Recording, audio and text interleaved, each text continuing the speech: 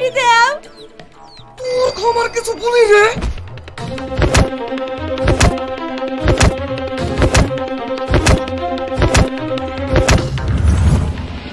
কি ওই জামিয়ার পকেটে 1 কোটি টাকা লটারি ছিল?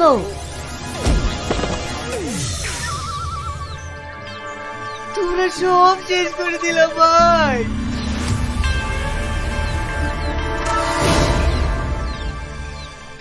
বলো না ভাই, ওই লোকটা কোন গেছে? এইদিকে ভাই।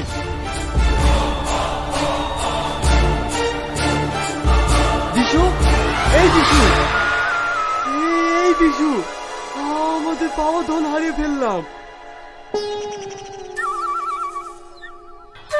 কি হলো, কথা বলছিনি?